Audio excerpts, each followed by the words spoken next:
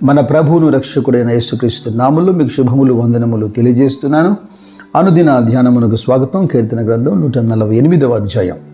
యెహోవాను స్తుతించుడి, ఆకాశవాసులారా యెహోవాను స్తుతించుడి. Praise the lord, praise to the lord from creation.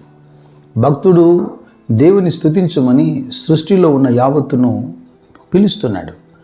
ఆయన సైన్యములారా, సూర్యచంద్రులారా, కాంతిగల నక్షత్రములారా, పరమాకాశములారా, ఆకాశం పైనున్న జలములారా, ఇదిగో మీరందరూ యెహోవాను స్తుతించుడి. అవును, ఇవన్నీ యెహోవాను స్తుతింపదగినవి. కారణం ఏంటి? 5వ వచనంలో భక్తుడు చెబుతున్నాడు, యెహోవా ఆజ్ఞ ఇయ్యగా అవి పుట్టెను. ఆదికాండం 1వ అధ్యాయం 6-7 వచనాల్లో, మరియు దేవుడు జలముల మధ్య ఒక విశాలము కలిగి ఆ జలములు ఈ జలములు వేరుపరచుగాక అని పలికెను. దేవుడు ఆ విశాలం చేసి విశాలం క్రింద జలములను, విశాలం మీది జలములు వేరుపరచగా ఆ ప్రకారం అయ్యాయి.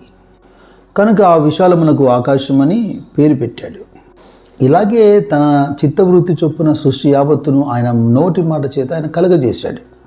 ఆయన పిలవగా ఒక నరుడు పలికినట్టుగా అవన్నీ ఆయన మాటకు లోపడతాయి. యెషయా గ్రంథం 1వ అధ్యాయంలో యెహోవా మాట్లాడుతూ, ఆకాశమా ఆలకించుము, భూమి చెవియొగ్గుము అంటున్నాడు. He is the master of everything. ఆయనే వాటిని స్థిరపరిచాడట. ఈ కీర్తనలో 6వ వచనంలో భక్తులు అంటున్నాడు, ఆయన వాటికి కట్టడ నియమించాడు, ఏది దాన్ని అతిక్రమింపదు. ఎందరు అడ్డుకున్నా ఏ విధంగా ఉదయాన్నే సూర్యుడు ఉదయిస్తున్నాడు, రాత్రి అవగానే నక్షత్రములు చంద్రుడు ప్రకాశిస్తున్నాడు. ఈ కట్టడను ఏ నరుడు, ఏ మానవుడు, ఏ టెక్నాలజీ భంగపరచలేదు. అందుకే ఇర్మియా గ్రంథంలో 33వ అధ్యాయంలో 20వ వచనంలో యెహోవా ఆజ్ఞయిస్తున్నాడు, దివారాత్రులు వాటి సమయములలో ఉండకపోనట్లు నేను పగటికి చేసిన నిబంధనను, రాత్రికి చేసిన నిబంధనను మీరు భంగము చేయగలిగిన ఎడల. ఇది సాధ్యమవుతుందా? కేవలం రాత్రి పగలు మాత్రమే కాదు, ఋతువులు కూడా, సీజన్స్ కూడా ఆయన మాట ప్రకారం జరుగుతున్నాయి. కీర్తనకారుడు ఆసాపు అంటాడు 74వ కీర్తనలో 17వ వాక్యంలో, భూమికి సరిహద్దులు నియమించిన వాడవు నీవే, వేసవి కాలము చలికాలము నీవే కలగజేసేటివి.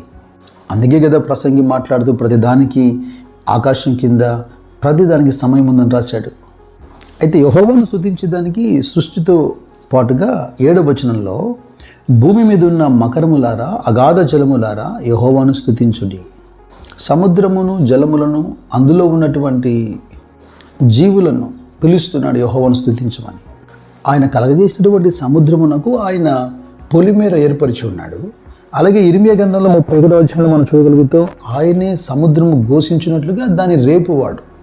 ఇవన్నీ ఆయన చేతిలో వాడబడుతున్నటువంటి సాధనాలు. తన గుప్పిలు విప్పి ఆయన సృష్టిలో ఉన్నటువంటి సమస్త జీవరాశులను ప్రతి ఉదయం ఆయన పోషిస్తున్నాడు కదా. మరి దేశ అధికారుల పరిస్థితి, రాజుల పరిస్థితి ఏంటి? 11వ వచనంలో అంటాడు, భూరాజులారా, సమస్త ప్రజలారా, భూమి మీద ఉన్న అధిపతులారా, సమస్త న్యాయాధిపతులారా యెహోవాను స్తుతించుడి. ఇక యవనులు, కన్యలు, వృద్ధులు, అలాగే చిన్నపిల్లలు అందరూ కూడా యెహోవా నామమును స్తుతించుదురుగాక. అపోస్తలుడైన పౌలు ఫిలిప్పీలతో మాట్లాడుతున్నప్పుడు 2వ అధ్యాయం 10వ వచనంలో, భూమి మీద ఉన్నవారు కానీ భూమి క్రింద ఉన్నవారు కానీ ప్రతి వాని మోకాలు యేసు నామములో వంగనట్లు, ప్రతి వాని నాలుక తండ్రి అయిన దేవుని మహిమార్థమై యేసుక్రీస్తు ప్రభుని ఒప్పుకున్నట్లు దేవుడు ఆయనను అధికముగా హెచ్చించి ప్రతి నామముకు పైనామమును ఆయనకు అనుగ్రహించాను. సో ఎవ్రీ నీ షుడ్ బౌ.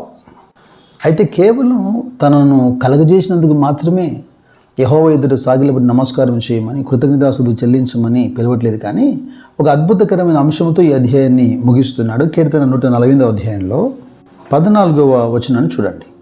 ఆయన తన ప్రజలకు ఒక శృంగమును హెచ్చించి ఉన్నాడు. అది ఆయన భక్తులందరికీ, ఆయన చెంత చేరిన జనులకు, ఇజ్రాయేలుకును ప్రఖ్యాతికరముగా ఉన్నది. యెహోవాను స్తుతించుడి. తాను కలగజేసినటువంటి సృష్టి యావత్తుకు, అందులో ఉన్నటువంటి మనుషులకు, రాజులకు, అధిపతులకు, న్యాయాధిపతులకు అందరికీ ఇదిగో ఆయన ఒక శృంగమును వారందరిపైన హెచ్చించి ఉన్నాడు. దావీదు ఈ అంశాలని ప్రవచిస్తూ వచ్చాడు 8వ అధ్యాయంలో, యెహోవా మా ప్రభువా, ఆకాశములలో నీ మహిమను కనపరచువాడా, భూమి అందంతటా నీ నామం ఎంత ప్రభావం గలది. శత్రువులను పగ తీర్చుకున్న వారిని మాన్పివేయుటకై నీ విరోధులను బట్టి బాలుర యొక్కయు చంటి పిల్లల యొక్కయు స్తుతుల మూలమున నీవు ఒక దుర్గమును స్థాపించి ఉన్నావు. ఈ శృంగము, ఈ దుర్గము ఏంటి? యేసుక్రీస్తు ప్రభు యెరూషలేముకు వెళ్ళి దేవాలయాన్ని శుద్ధీకరించినటువంటి సందర్భంలో మీకు ఒక మాట జ్ఞాపకం ఉందా? మత్తయి సువార్త 21వ అధ్యాయంలో ఈ అంశాలను రాయబడి ఉన్నాయి. గుడ్డివారు కుంటివారు దేవాలయంలో ఆయన దగ్గరకు వచ్చినప్పుడు ఆయన వారిని ముట్టి స్వస్థపరిచినప్పుడు, దావీదు కుమారునికి జయమని దేవాలయంలో కేకలు వేస్తున్నటువంటి చిన్న పిల్లల్ని చూసి అక్కడున్నటువంటి శాస్త్రులు పరిచయులు కోపగించుకొని ప్రభుతో అంటున్నారు, వీరు చెబుతున్నది వీరేస్తున్న కేకలు నీకు వినబడుతున్నాయా? అప్పుడు ప్రభు దావీదు చెప్పినటువంటి ఈ ప్రవచనాన్ని ఎత్తి వారికి జ్ఞాపకం చేస్తున్నాడు. బాలుల యొక్కయు చండిపిల్ల యొక్కయు నోట స్తోత్రం సిద్ధింపజేసితివి అన్న మాట మీరెన్నడూ చదవలేదా? అనగా ఆ ప్రవచనం తనకు సంబంధించినదే అని వివరిస్తున్నాడు. ఇప్పుడు చెప్పండి, ఆయన సృష్టికర్త మాత్రమే కాదు, ఇదిగో ఆయన విమోచకుడు. మనతో పాటు సృష్టి యావత్తును ఆయన విమోచించబోతున్నాడు కనుక మనం ఆయన కృతజ్ఞతాస్తుతులు చెల్లిస్తున్నాం. ఈ మాట స్పష్టంగా మీరు అర్థం చేసుకోండి. కీర్తన 148లో చివరి వచనం 14వ వచనంలో ఆయన తన ప్రజలకు ఒక శృంగమును హెచ్చించి ఉన్నాడు, అది ఆయన భక్తులందరికీ ఆయన చెంత చేరిన జనులకు ఇజ్రాయేలుకును ప్రఖ్యాతికరముగా ఉన్నది.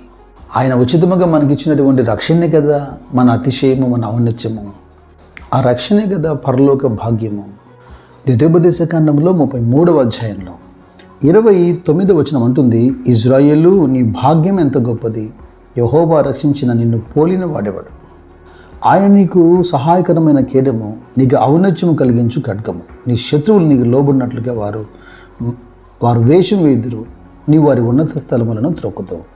నేలను ప్రాకు ప్రతి జీవి, రెక్కలతో ఎగురు ప్రతి పక్షి, సమస్త వృక్షములు వృక్ష ఫలములు, హిమము ఆవిరి పర్వతములు సమస్తమైన గుట్టలు, ఇదిగో ఆయన నామం మహోన్నతమైన నామము, ఆయన ప్రభావము భూమి ఆకాశములకు పైగా ఉన్నది. యెహోవాను స్తుతించుడి, యెహోవాను స్తుతించుడి. రాజ్యము ఘనత మహిమ ప్రభావములు యుగ యుగములు ఆయనకే చెందును గాక.